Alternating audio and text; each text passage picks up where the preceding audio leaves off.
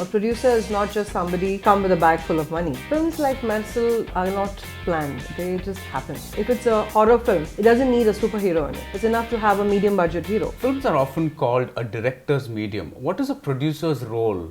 Apart from, of course, the fact that you're bankrolling the film, providing the money, what is the producer's role in a film? Actually, producers are often mistaken to be financiers. Financiers lend money. Producers bet their house, they're living on the director's dream. So we facilitate the film and also we completely agree with the story. We think it's a workable story and it would go down well in the box office. That's how we start a film. And for a company like ours, we assess so many other factors also that go into a movie apart from just how much money we're going to get out of it. And then a director brings in the script, the nuances, the different dialogues and other such frills that make more difference to a film. But apart from that, I think both of us have to be soulmates to make a film happen. Do you take decisions based on what's good for the company in terms of reputation and profits and so on and so forth? Or do you say, I like this film, I want to take a chance on it?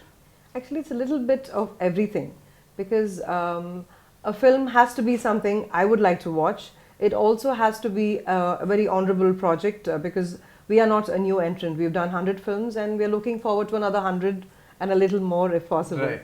So we would like to look at all aspects, but maybe the company would take more predominance. A good respectable film would take more preference and choice at this point of our career.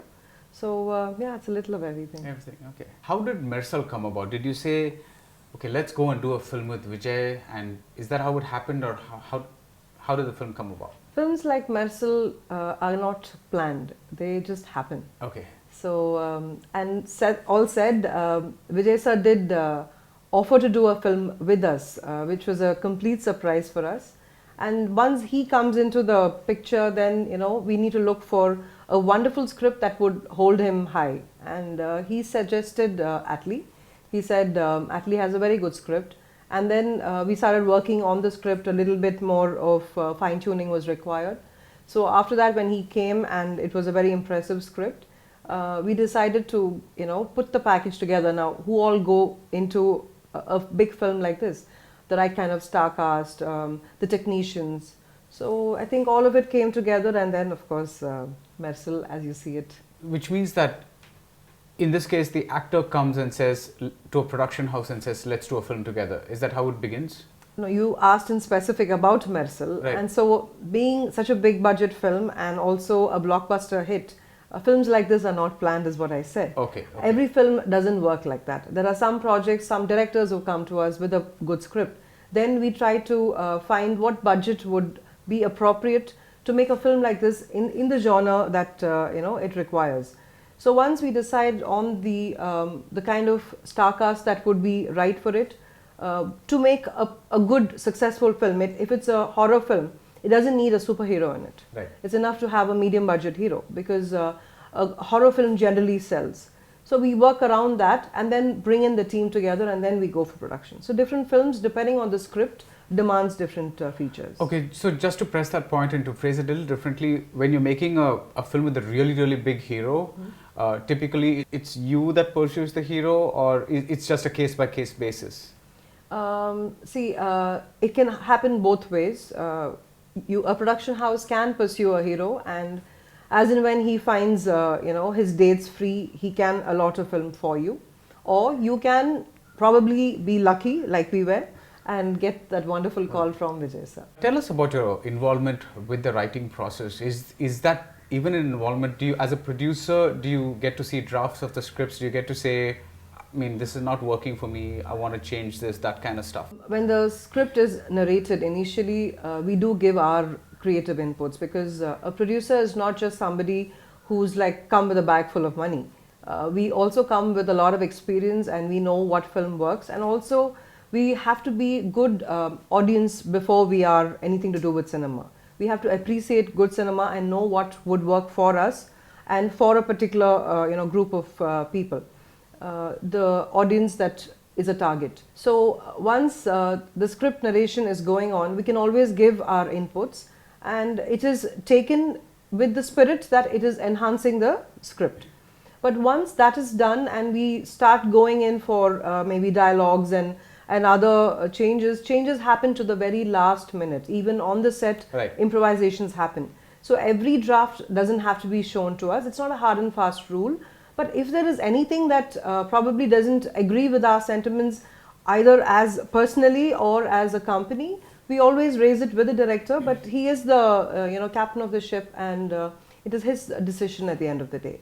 You just mentioned creative inputs. Can you mention a couple of things that were your creative inputs in Mersal, something that we saw on screen that you contributed to? I don't think anybody can take credit because it is a director's decision at the end of the day. He always is in the lookout to find what can better his script or his film. Right. So maybe what I have said at different junctures would have been, taken into consideration. I'm a big fan of Vijay sir. I've said that many times. So I like his dance a lot. And I've noticed that in his films, if there are 5 songs, maybe there would be a peppy one number and then maybe a montage song.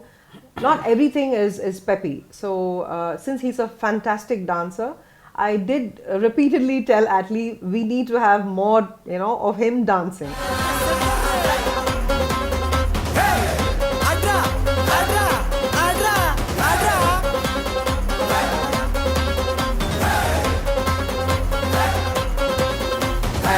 Marcel is all of him dancing for most of the songs, so that's like one up on me. Okay. And I like him being very real. Like in many films you see him larger than life, but there are certain films, I think these dialogues that appa amma munnadi thanni kudikiradhu avlo mariyadaiya irukadhu, appa munnadi thanni சாப்பிடுறது அவ்வளவு மரியாதையா இருக்காதுமா நான் உள்ள போய் சாப்பிட்டுக்கிறேன். These are all things that make him so endearing to you. So I was telling him we need more scenes like this to make him, somebody who new fans would fall in love with. And I think Atlee has done that before in Teddy also. So he's incorporated that, and that's why the lovely rapport between the old lady and Vijay sir, the little kid, So I think you can't take credit for anything. But I'm happy that I have all of it in our 100th film. Okay. As an aside, why do you think directors in Tamil cinema insist on writing their own scripts? You need to ask them that. Okay. Because the thing is, in Hollywood, just to give an example, the producer is also a person that develops a film, right? So they take a property, they maybe they see a play, or they read a book, or they see a magazine article and they say, okay, this looks like something that could be a great movie, and they say, okay, I'm going to develop it, and then they give it to a writer, and once the writer is done, then it goes to the director and everybody else. Here it's a bit of the reverse, right? You hire the director first.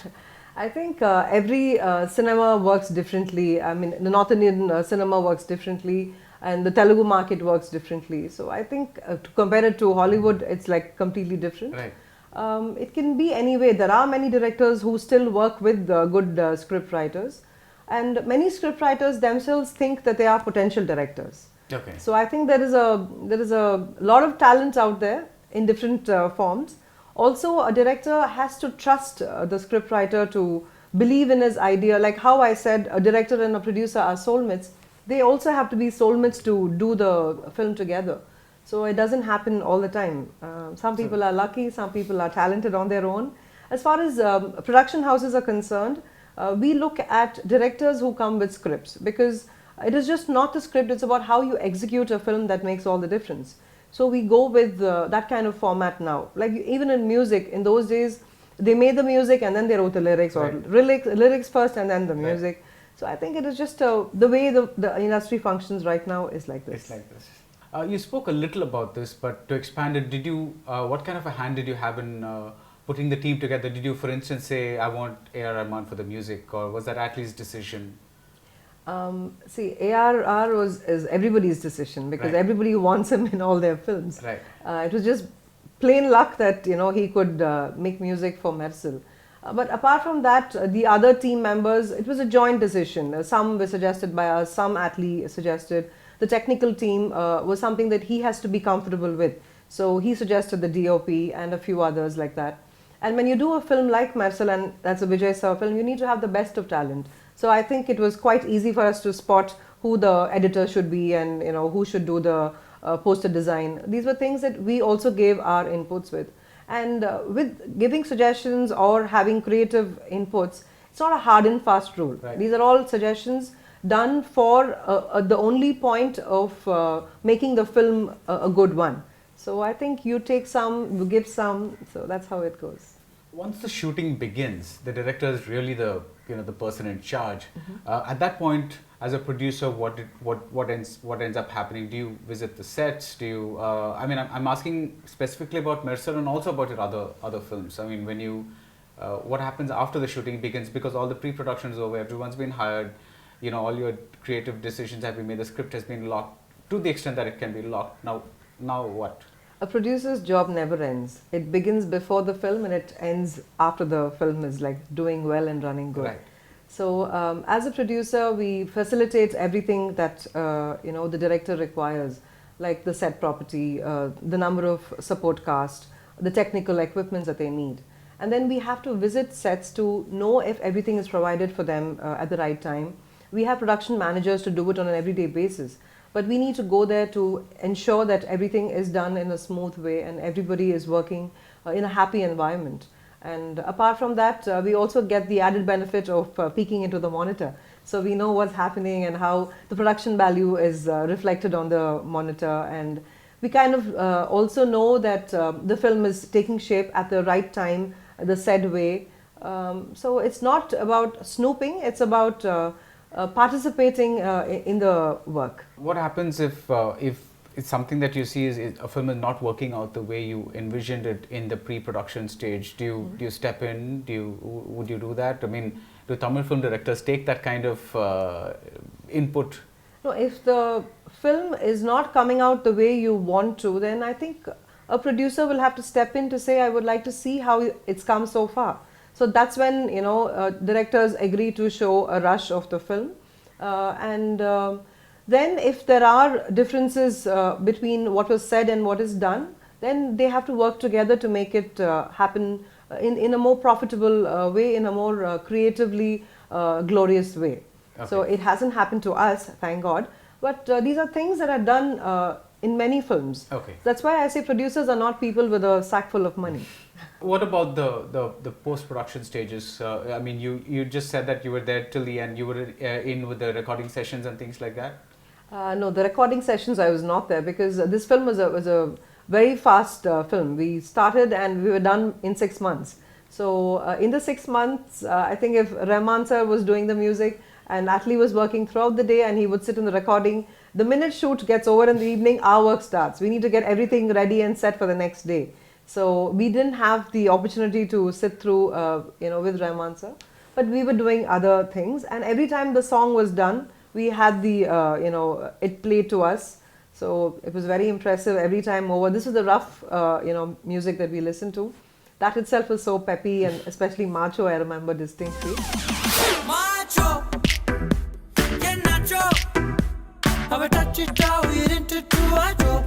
so I think we are there in everything in bits and pieces. Yeah.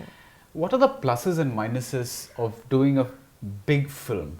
There are no great pluses and no great minuses. It's all the same? It is just exemplified, as big the star is, as big the budget is, as big the success is, that big the pressures, that great, the recognition.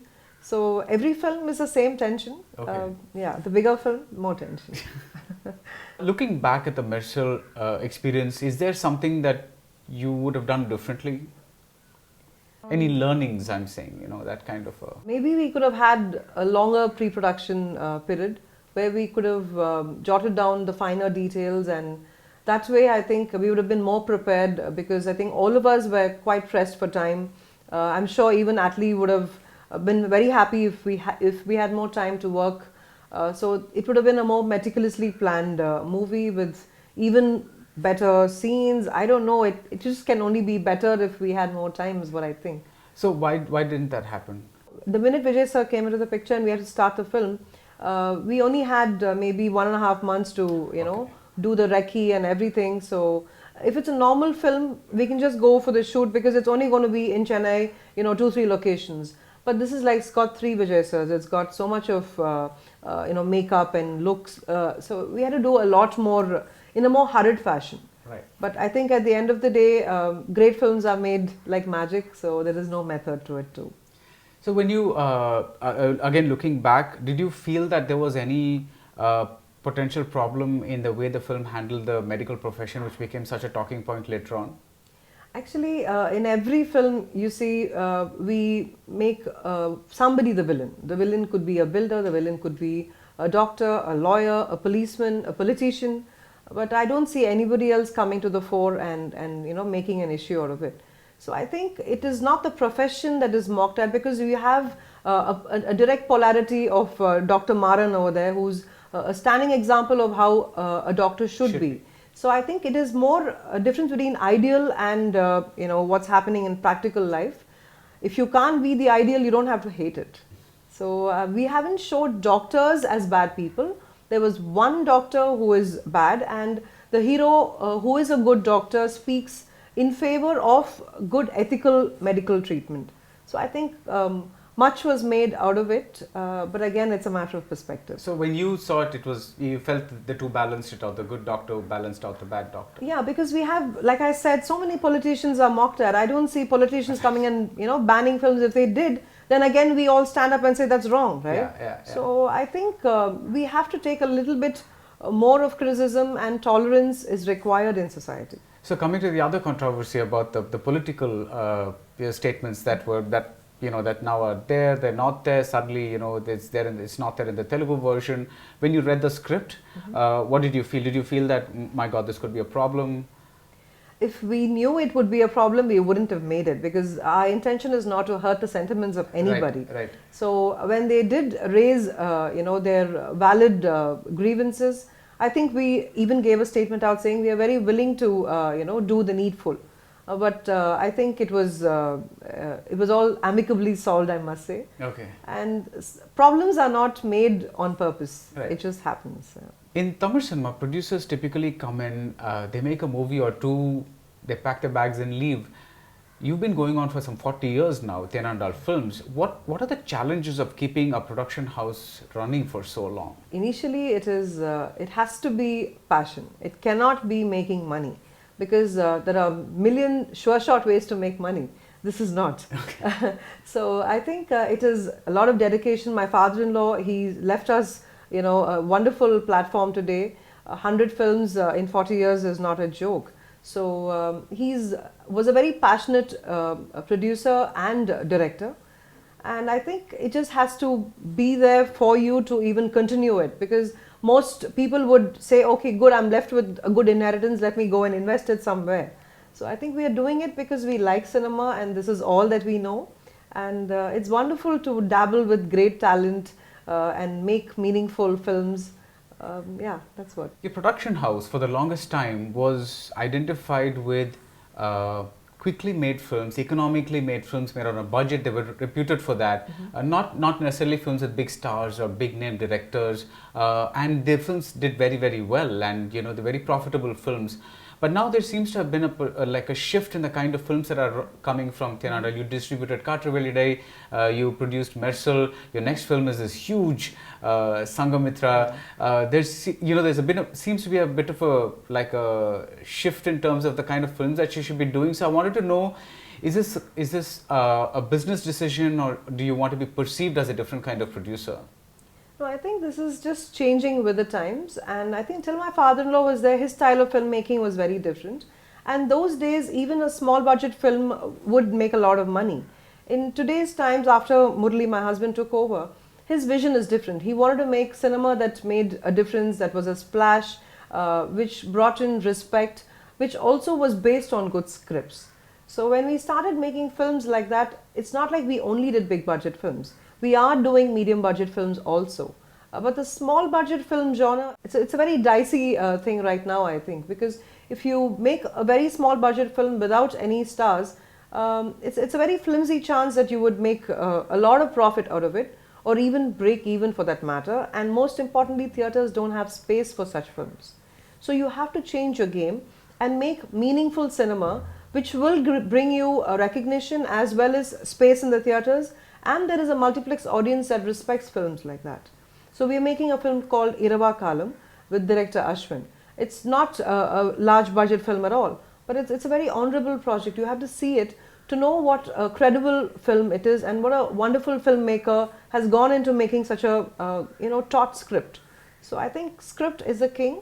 There are big budget films that we are associating ourselves with, which is the new, but we are doing our medium budget films too. Okay. A question on related lines. What is the business sense in making, let's say the budget of Mersal is 100 crores, right? It's something in the vicinity.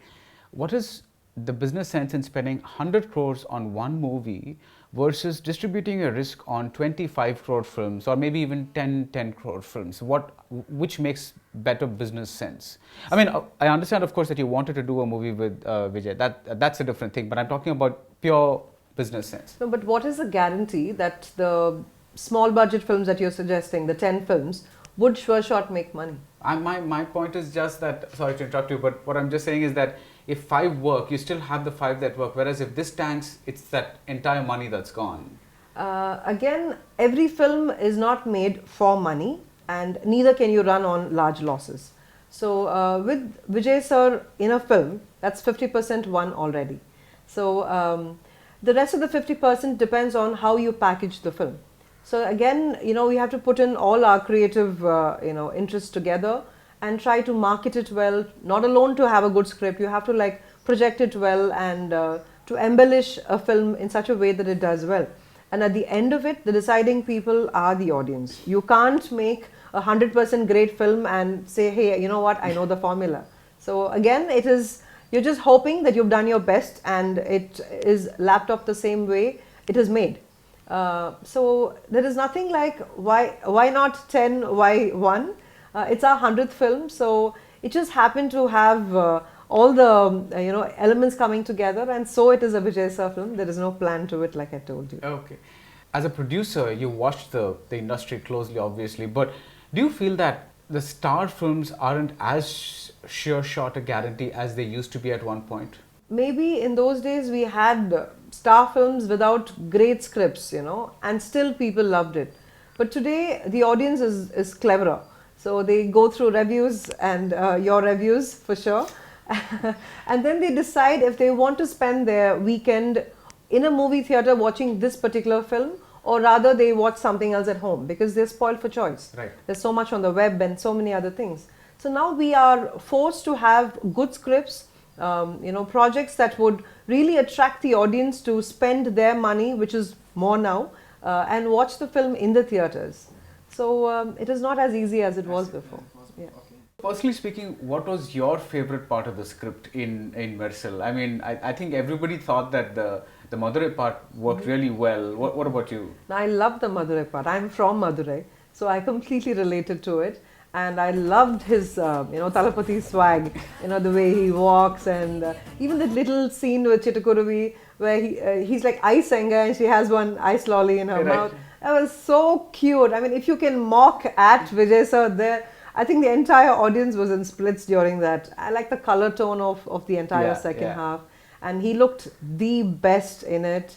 And Nitya Menon and him.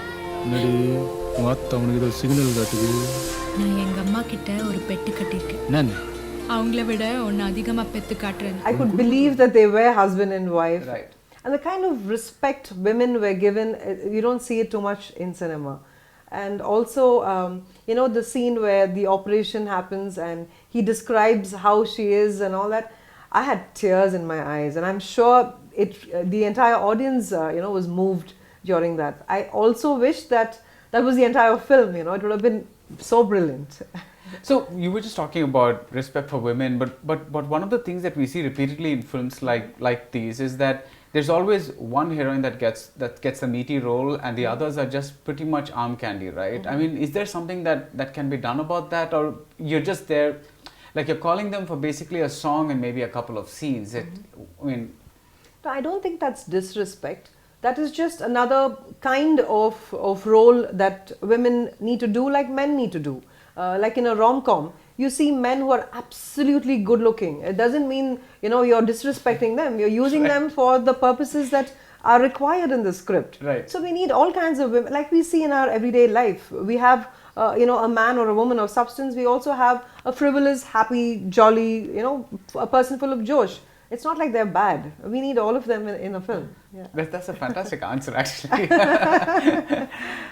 As a production house, you were just talking about, you know, directors coming, the script is the king. Have you felt, you know, that you might want to explore literature as a possible source for script? Not necessarily classical literature, but you know, like short stories. You know, some Todar that gets published in a magazine, or something that used to happen a lot in Tamil cinema, but kind of, you know, not so much these days. I think you know, a lot of people are inspired by, you know, classical literature. Like there would be a Mahabharatam that's like, you know, probably brings in the little enmity factor in a script. But the thing is, we as a production house don't go around looking for knots that we think are good or scripts that can be made out of you know, literature. Okay.